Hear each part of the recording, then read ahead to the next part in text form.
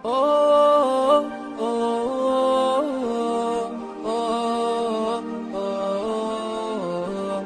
oh, oh. A'udzubillahi samil alim minasyaitonir la'inir rajim. Bismillahirrahmanirrahim. As-sana'u walhamdu liman adumat qadratuhu jalla jalaluh.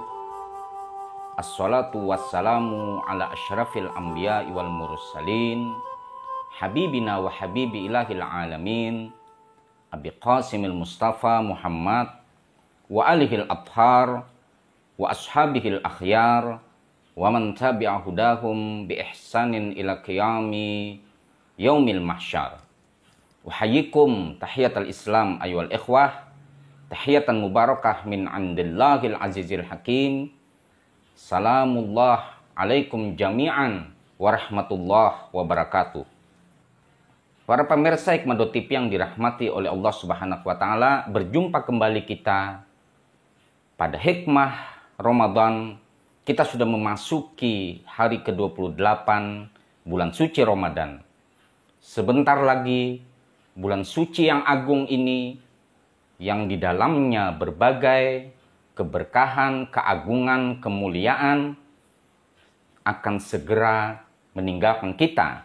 Kita patut untuk mengintrospeksi diri kita, sejauh mana kita mempergunakan nikmat Allah Subhanahu wa taala untuk menjadikan bulan suci Ramadan ini sebagai penghantar bagi kita untuk mengarungi samudra yang sangat panjang 11 bulan pasca Ramadan. Para pemirsa Hikmah TV yang dimuliakan Allah Subhanahu wa taala, pada kesempatan hari ke-28 bulan Ramadan ini, saya tertarik untuk menyampaikan sebuah tema.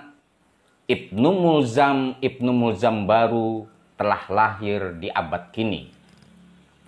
Masyaallah ikhwah yang dirahmati Allah Subhanahu wa taala, sebagaimana pada konten yang telah lalu saya sudah sampaikan bahwa Abdurrahman Ibnu Mulzam telah membunuh seorang murid teladan Rasulullah Shallallahu Alaihi Wasallam yang hidupnya didermabaktikan untuk ketaatan kepada Allah dan Rasulnya, yang seluruh kata-katanya adalah hikmah, desah napasnya adalah kasih sayang, semua yang dilakukannya tidak pernah melenceng dari perintah Allah dan Rasulnya.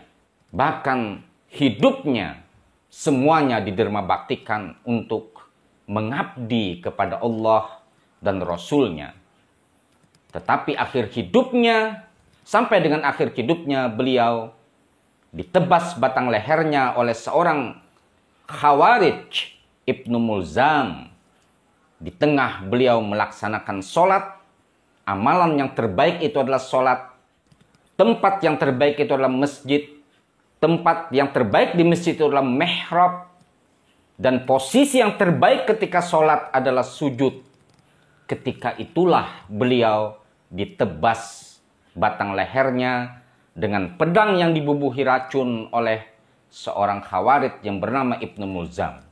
Akhirnya beliau tanggal 21 Ramadan tahun 40 Hijriah, ruh suci beliau terbang menuju sang ilahi, tanda kesyahidan beliau yang dirindukan oleh para malaikat-malaikat Allah, dirindukan oleh Rasulullah, dirindukan oleh para nabi, dirindukan oleh para syuhada.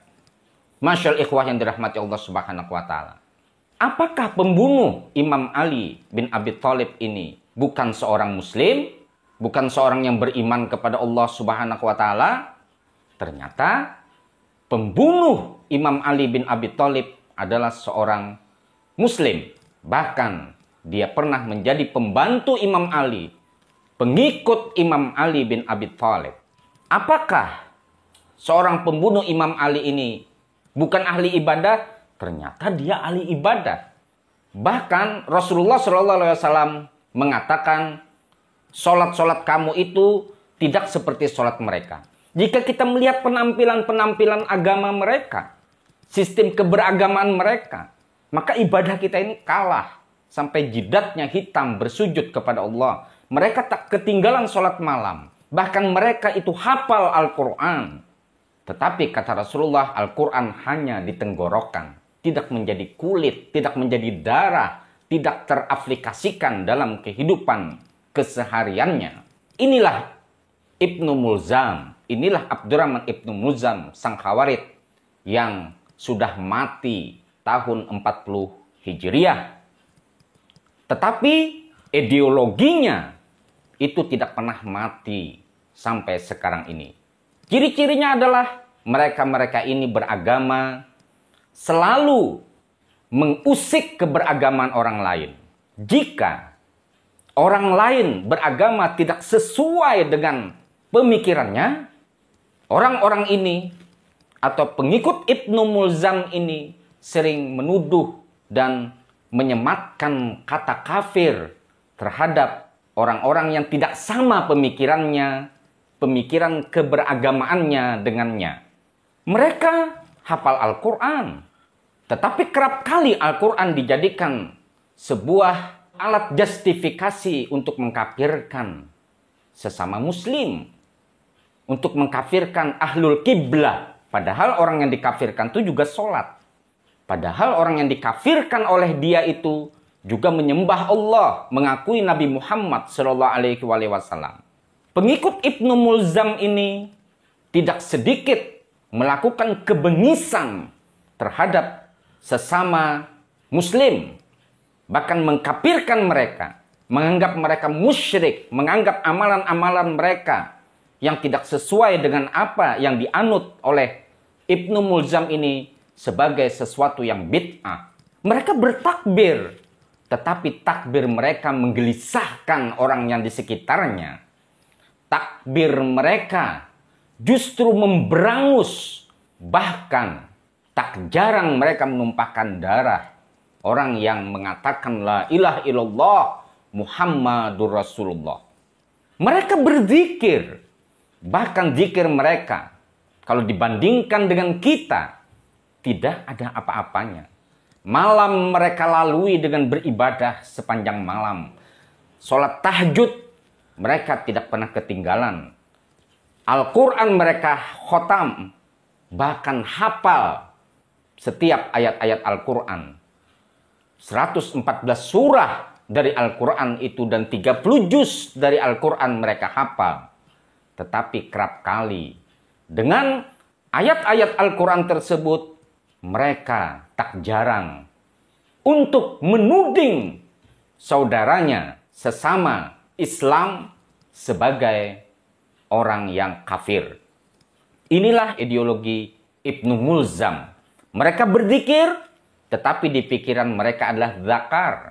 Di pikiran mereka itu kerap kali memikirkan hawa nafsunya.